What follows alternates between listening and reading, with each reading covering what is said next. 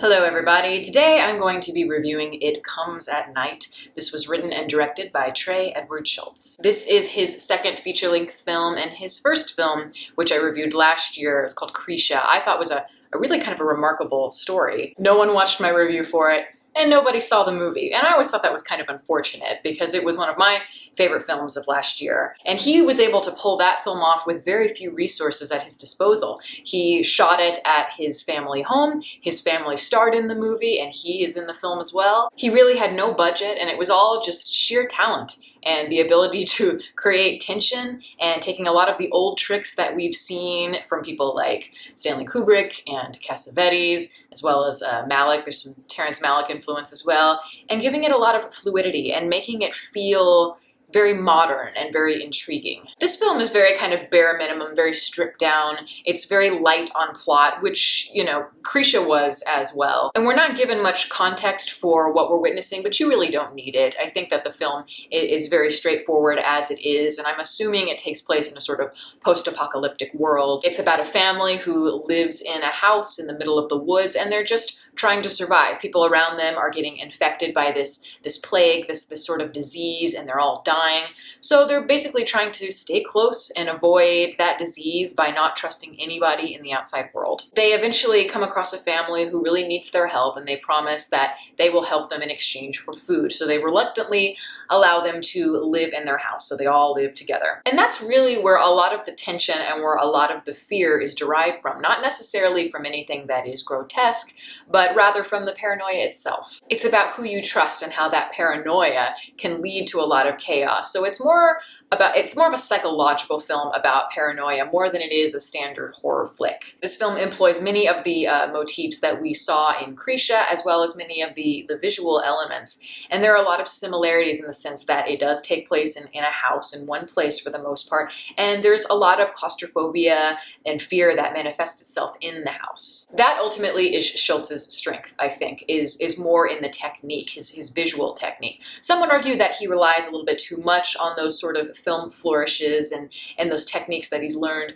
rather than on the meat of the story. I would agree with that to a certain extent, and I said this in my original review for Krisha, that I think that's something that's going to come with experience, but at the same time, that's kind of the filmmaker he is, and that's the kind of film that he's wanting to make here. I think he kind of has more of the filmmaking philosophy of the less you know, the more afraid that you are. And you really do feel that because this movie has a very kind of dismal, very dark feeling. There's a lot of shadows, dark hallways, scenes at a dinner table with very minimal lighting, usually a light bulb or something like that. There are also a lot of surrealistic elements, as there were in Krisha. I know I'm referring to Krisha a lot, but they are very similar in terms of the way that they're both made, the structure of it.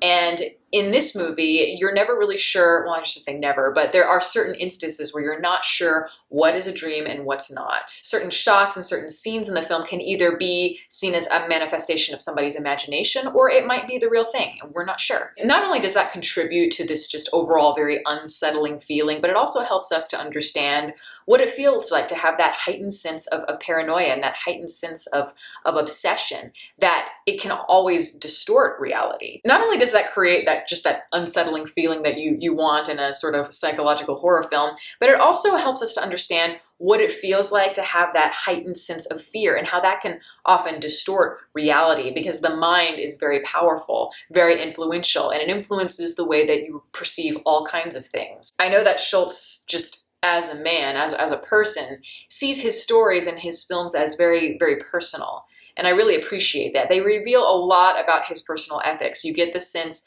that he's very, very interested and he believes a lot in family. There's a lot of familial symbolism. Krisha was, of course, hugely influenced by family because it was based loosely on actual events, partially fictionalized, but also some of it was true. And to have it played by his real family made it all the more personal and powerful.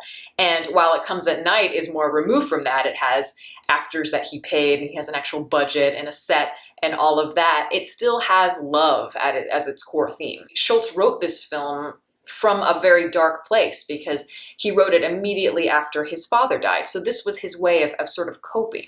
And so it's like a sort of a therapeutic thing, because art is often very therapeutic, making art of your pain. I like that the film is told sort of from the point of view of the teenage boy of the two parents in the house. And I think that's very important because he sort of acts as Schultz's vantage point, but also as the vantage point for the audience themselves. Because he's still developing mentally. And so a lot of the things that he's experiencing, he's probably experiencing for the first time. He's new to the feeling of loss and experiencing tragedy, and also developing, his moral ideas, his sexuality. And you soon realize through that perspective that, as I said before, what is truly scary is much more psychological. It's not about things that go bump in the night necessarily. And it's not about what's behind the red door. There's a red door in the house that they always refer to and they always keep it locked. And it's not necessarily what's behind that door, but maybe what isn't. There's no real, literal, physical catalyst for any sort of horror in the end. Ultimately, that horror is within us.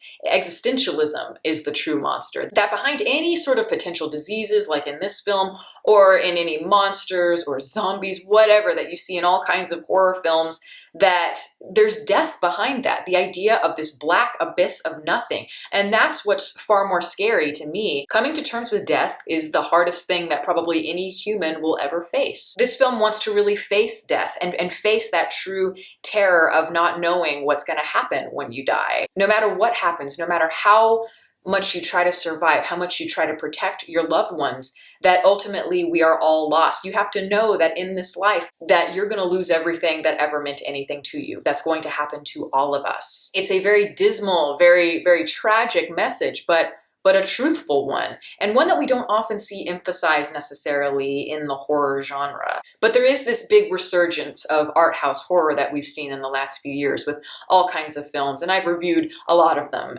It Follows, The Witch, The Babadook, films of that nature that really take those deeper meanings and explore them. They're looking at what's behind the fear. I really like this film. I think it's really solid. I think that Schultz is a really interesting person. He's so young, so I'm really excited to see what else he can come up with creatively as a filmmaker. So far, he hasn't disappointed. And that's my review. Thank you all for listening. All my social media information is below. You can watch more videos here, and you can subscribe if you want to. Catch you next time.